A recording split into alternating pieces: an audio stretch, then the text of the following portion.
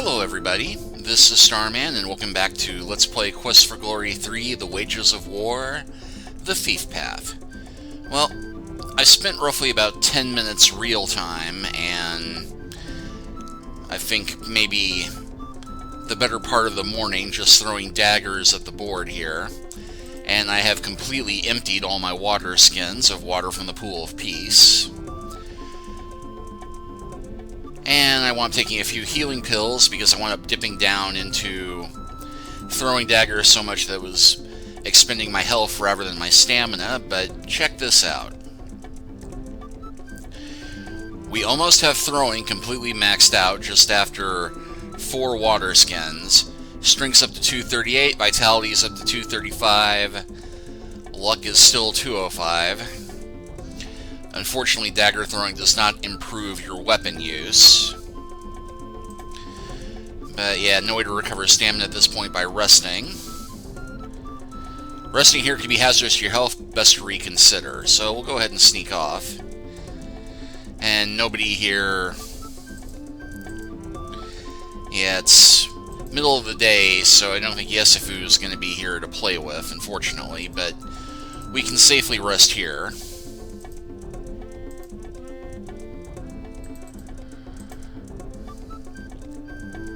And while I do have my motion sped up, it doesn't speed up the animation on climbing the bridge here, unfortunately. But this is also a nice trick for boosting your strength.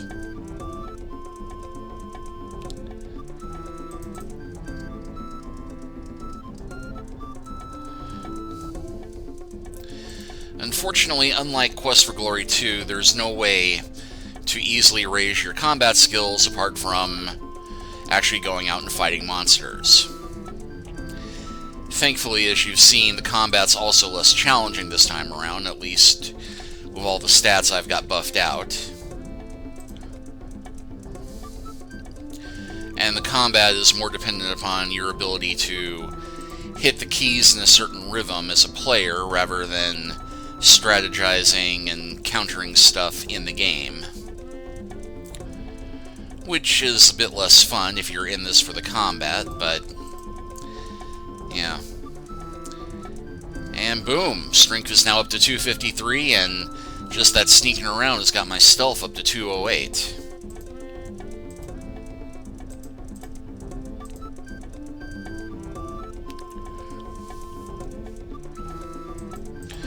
So yeah, we've spent about half the day just doing this and throwing stuff.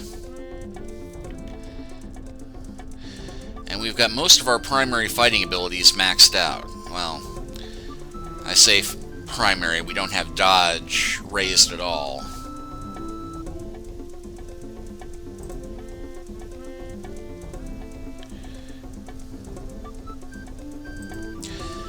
But when it comes to sealing the deal on fighting, this is what's going to save our lives in the end. You'll recall how I basically howitzered the giant ant to death using daggers earlier. And that happens even faster once you get your strength built up.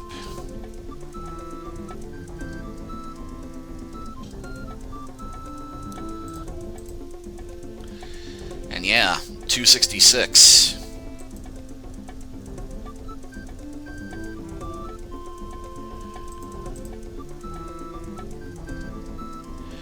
This makes things even easier if you're playing as a fighter whose strength is really important too.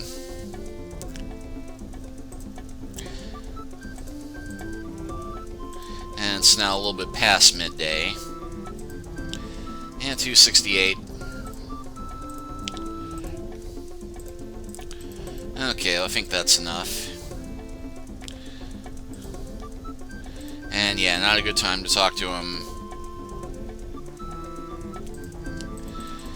I don't think there's ever really a good time to talk to him as a thief.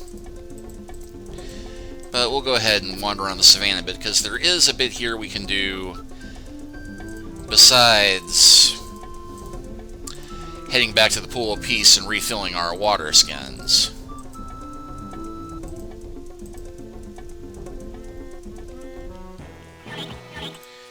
Okay, there's an ant. But which way? Ah.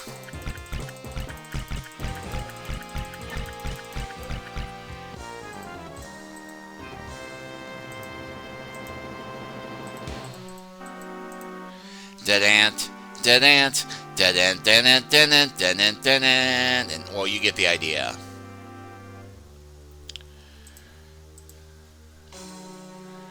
And hey, that little display of throwing prowess boosted our skill to 288.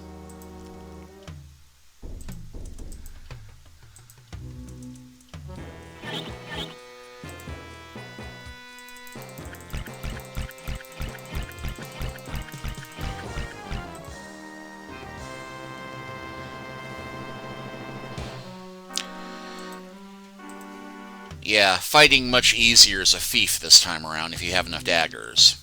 Or rocks.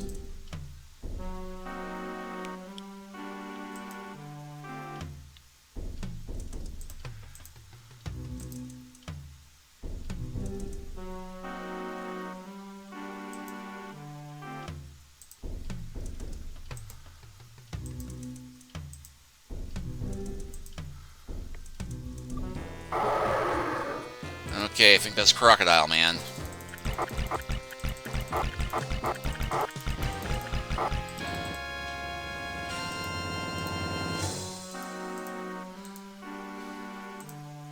Four oils. And might as well get rid of these rocks. Alright, well, it's almost midnight.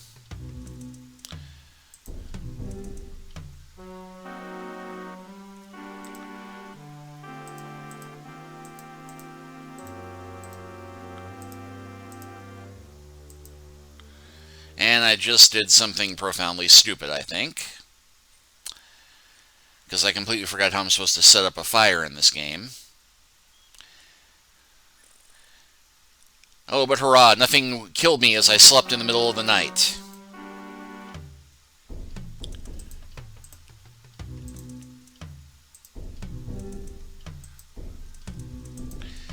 Now, I am trying to trigger something.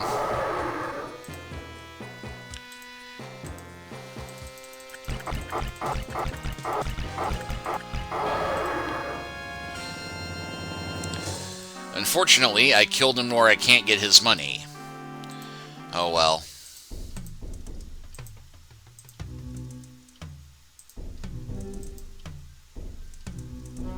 Ah, here we go.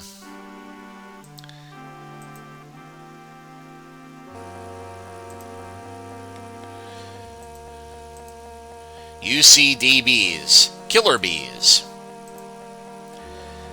Now remember that little container of honey that we found earlier? We'll just go away, come back.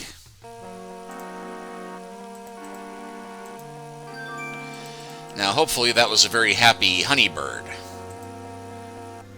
Oh, and you can throw rocks at the bees, but it's not a good idea. For many reasons.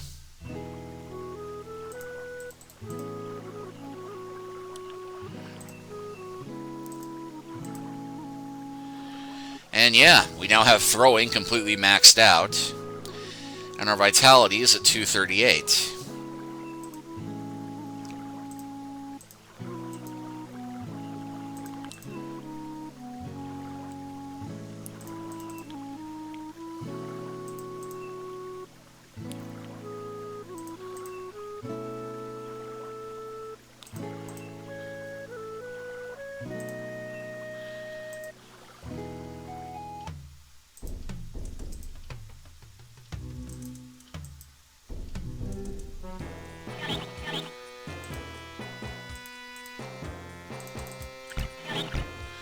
Okay, we'll go ahead and fight this one up close.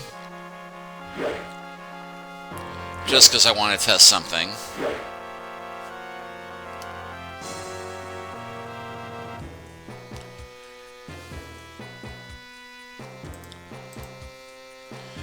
Okay, now, just holding down the dodge button for that long in a fight raised my dodge skill up to 210. And my intelligence by a couple points, raised my luck.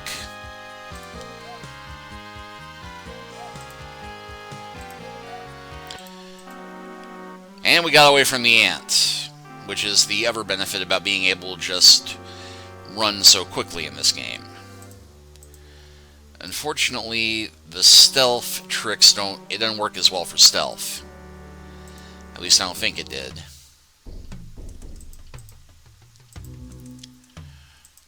Okay, well that will make raising our combat stats a little easier than I thought it was going to be, because I completely forgot about that.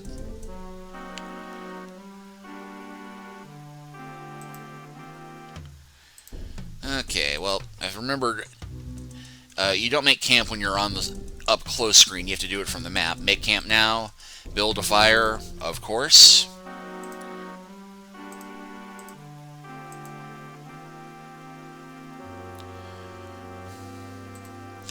Okay, so now we have a fire, which will hopefully scare away animals. And if it doesn't scare them away, at the very least, it will let us see what we're fighting.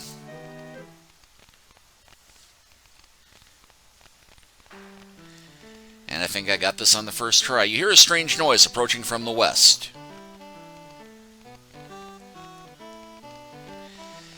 With incredible reflex action, the earth pig narrowly avoids an almost certain death as he ducks the attack of a violent giraffe.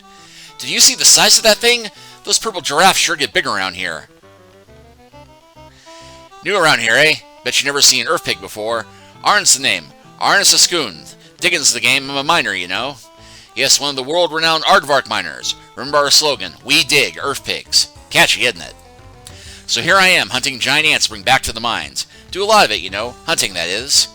I bet I've explored every inch of East Fricania, and I know every anthole and termite mound there is from savanna to jungle. This is the most unique individual you've met in a long time. Greet. Hello, human. Hope you don't mind me sitting here a bit, getting to be mite thirsty, what with the hunting giant ants and all. Yeah, I'm going to ask about the savanna.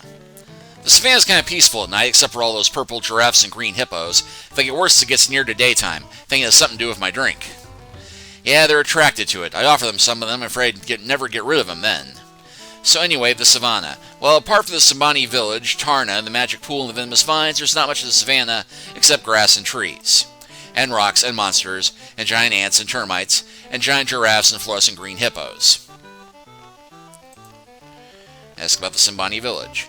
Don't have much to do with the Simbani. They just aren't interested in gold and gems. They just care about cows. I'm interested in gold and gems. So anyway, we aardvarks come to Tarna once a year to trade off the worthless gold and gems for pots and pans and bottles and things. Aardvarks don't need much, but we do like a few amenities. Somewhere to the southeast of Tarna, there's a group of rocks which surrounds the venomous vines. Don't get too close, or the vines will get you if you don't watch out. And magic pool. Let me think. The magic pool is somewhere around the Simbani Village, if I remember correctly. Peaceful place to stay, but the giant ants avoid the place. Not much point in me going there, seeing as how I'm hunting ants.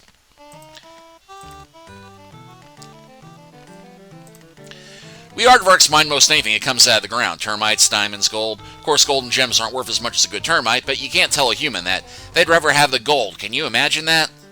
Yes, I can. Oh, I suppose you could be a human and all. Funny thing, you humans.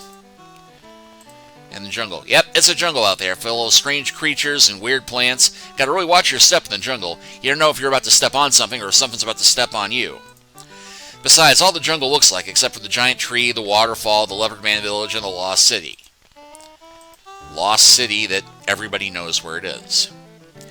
Out in the jungle, ways east of the waterfall, lies the ruins of a lost civilization.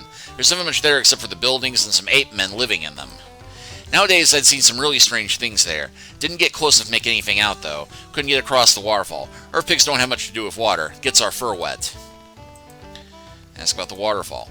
Well, if you keep traveling to the east, you can't miss the waterfall. Can't cross it, neither. There's supposed to be some people that knows their way across, but I've never met them. The Leopard Men. Well, this is hearsay and speculation, but there's supposed to be a tribe of shape-changing humans living out in the jungle. I've never actually seen the village, though. I've seen the Leopard Men at times. I ignore them, and they usually ignore me. Lately, though, they've been a bit more upset about something. They start taking pot shots at me with their magic, so I mostly avoid the jungle. And giant tree. Yes, sirree, that is one humongous tree. I explored it once. That's my job, explore. That's why they call me Uncanny Arn. You know? Well, don't suppose you did at that.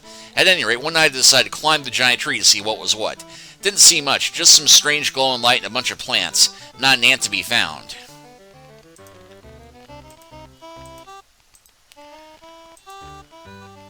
And that's about our barks. We were pigs are good at digging. That's why we took up mining. We dig up diamonds and gold all year and sell them around Tarna when the caravans come. Haven't seen the caravans lately, though. Must be all that trouble out at the Lost City. At any rate, we Aardvarks pretty much mind our own business. Mind our own business. Get it? It's a minor joke. And trouble. A couple of months ago, we Earth Pigs felt a tremor in the force. Magical force, that is. Aardvarks are real sensitive about tremors, you know. Comes to being close to the Earth and all. Anywho, there was this magical disturbance, which means trouble to miners. Never know when a hole will collapse because of some damaged disturbance. So the Aardvark Alliance sent someone to investigate. Who are they going to call? Arn, of course. Arn Skeskanoon. World famous... I think I'm mispronouncing it. It was Skeskanoon, but yeah, Knusen. World famous explorer. So I climbed down from the mountains to see what I can see. Well, I didn't see much happening until I got to the old Lost City. Lots of strange things going on. Weird lights, ugly monsters sort of thing. Looks to be pretty much above ground, though. Not likely to affect the Aardvark mines. And Lost City.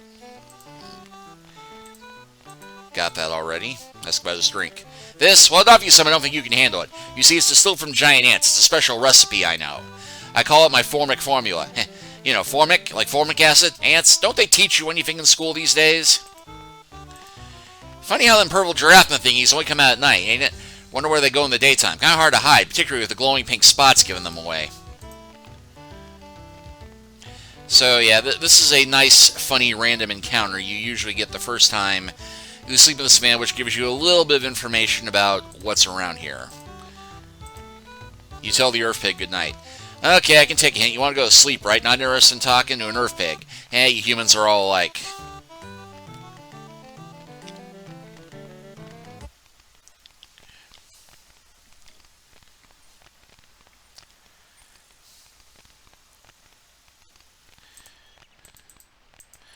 And yes, very important we put our fire out, because you get a game over if you leave a fire untended.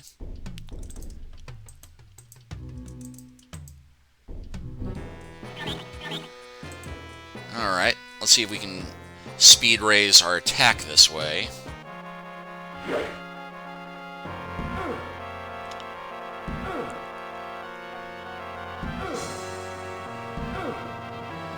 Yep, just hold down the key and run!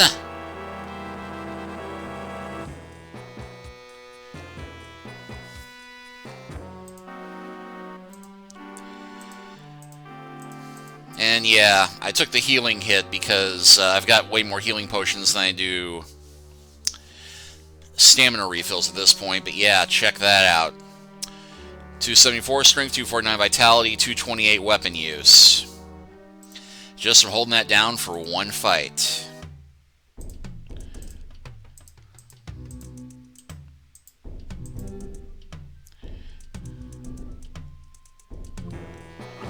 And here's the dinosaur. Which this one I'm going to try and fight honestly, because this is one of the better challenges in the game.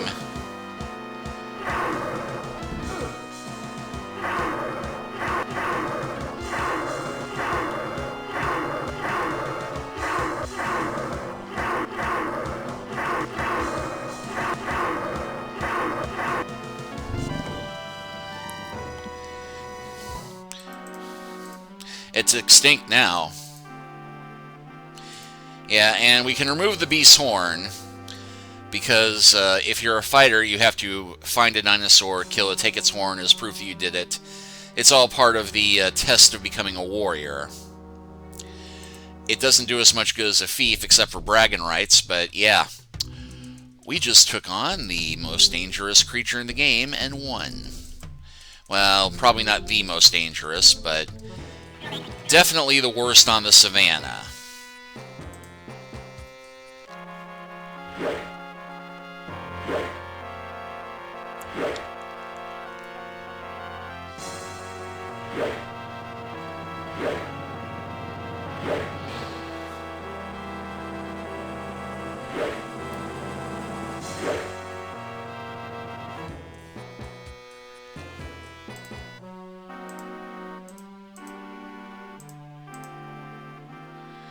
Which is fortunate because healing potions don't do nearly as much healing as they used to, but...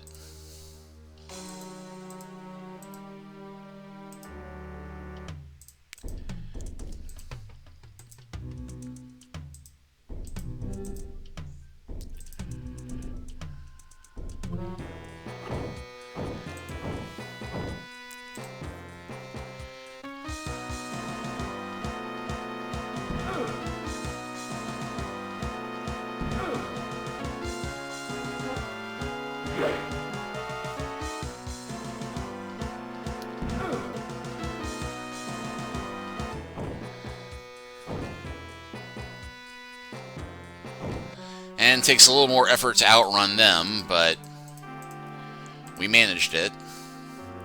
And yeah, that got our weapon use boost up to 251, just doing the hold down there.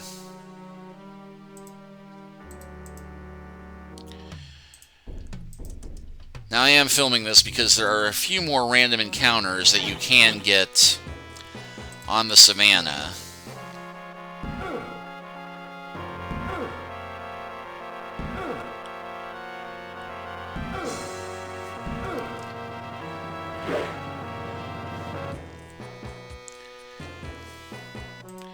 And I'm hoping to catch one of them.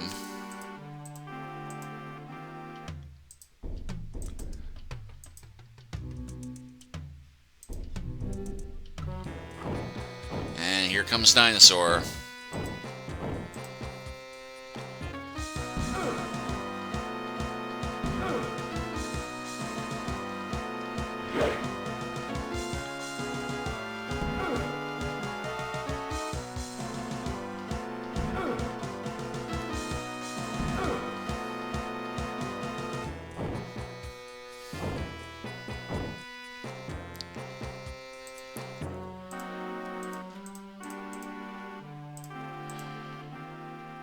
$283, $285, $275.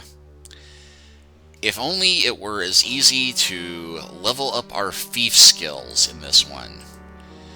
But no locks, no alleys to sneak down. And as you approach the pool of bubbling water, you feel a strange sense of serenity and peace. The moon on the waters of the pool creates a shimmering effect.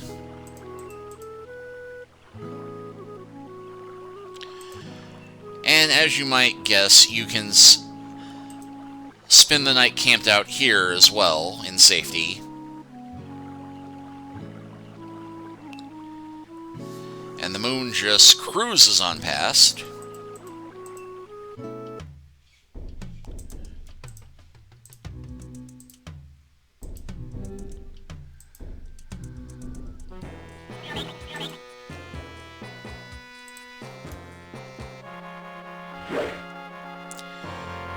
And we'll go ahead and hold down the dodge this time, and then switch to attack once we lose most of our health.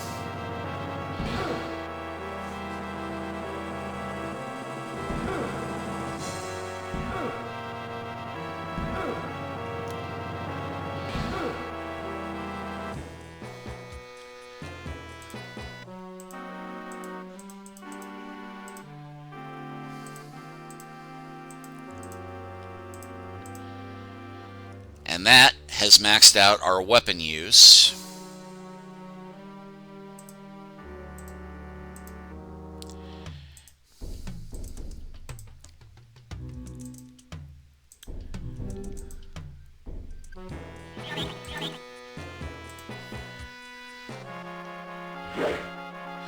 Now let's see what we can do about dodge.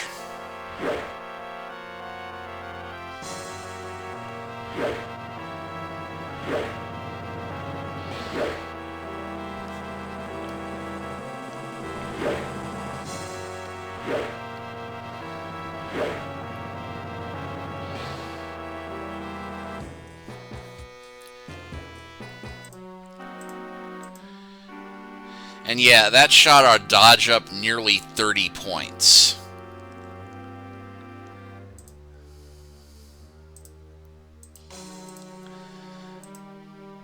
It's also improving our luck a fair bit, which is fortunate because that's usually one of the trickiest ones to advance.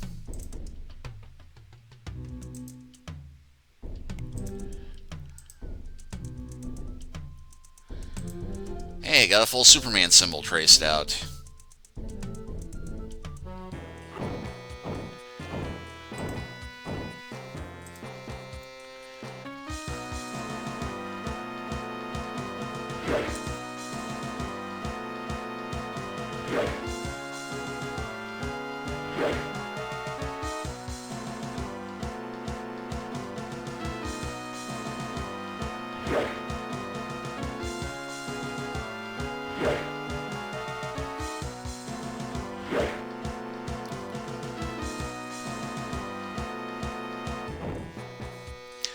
And we're running, we're running, we're running.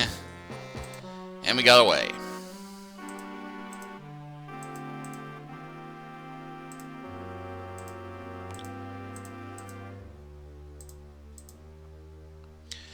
And that has maxed out our dodge.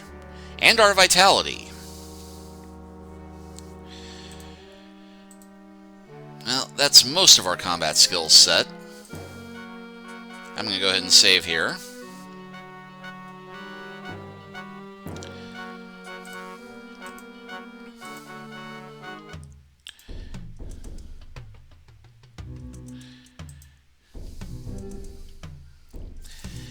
And I don't think we can get back to the village in time to be able to speak to Uhura, but okay, one more fight, but I'm going to do this one honest.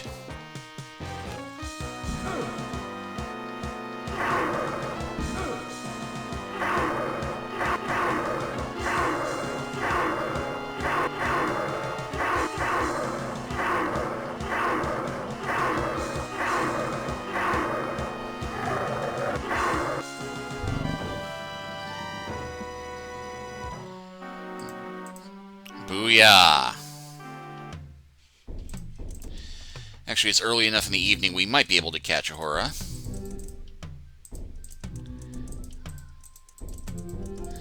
Anyway, say hello, say goodbye.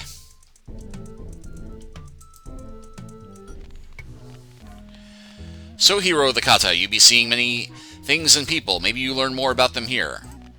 Haba haba, that be Simba's greeting for you, Hero. Tell about my day. That'd be most interesting. And same things Simba talked about before.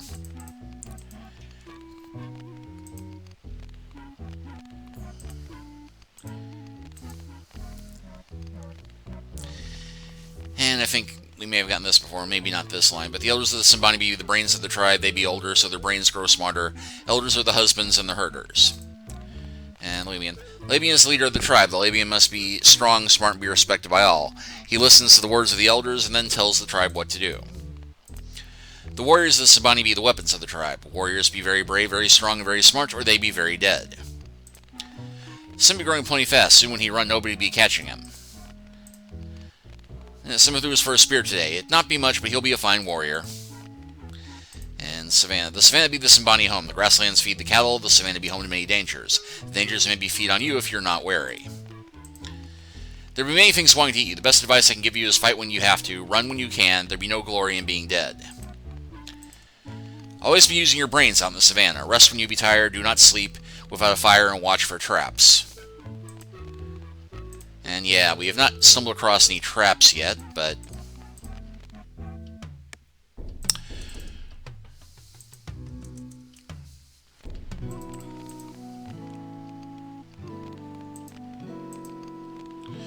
I'll just go ahead and sleep till morning.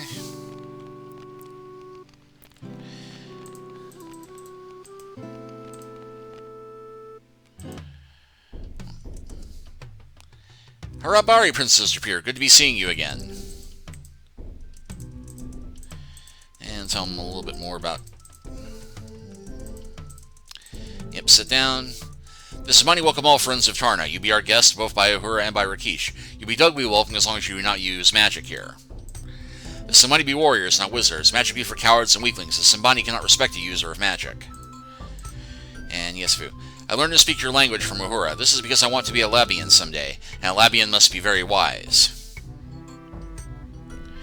Well, he learned the language very quickly if he's picked it up now. And she only got back here 2 days before we got here.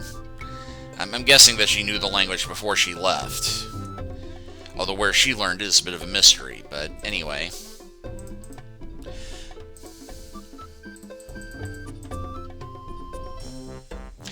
I'd be thinking that maybe the words you speak of peace be real. Maybe I will have tried to help you bring peace to my people.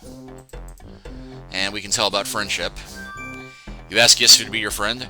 I will gladly be the friend of the Prince of Shapir. And we can ask about wrestling. The wrestling bridge would be a good place to gain balance. It'll also be a good place for warriors to challenge one another and not hurt the other. You only get hurt from the bridge if you don't respond quickly and correctly. If you lose, it'd be your own fault. Alright.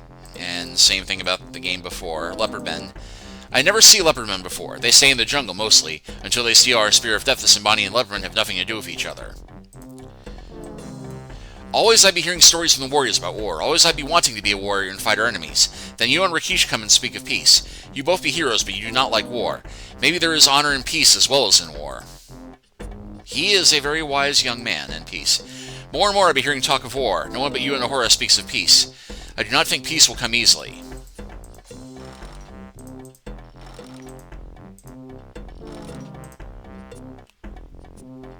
Yeah, I can go ahead and get that one there.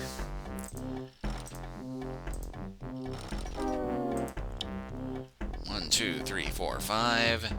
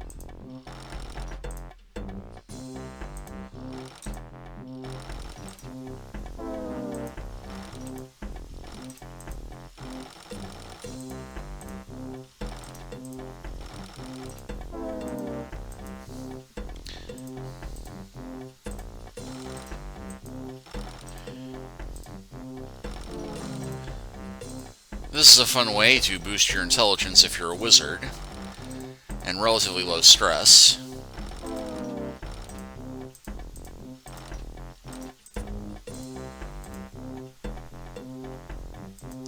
But I see that we're past the half-hour mark, so I am going to go ahead.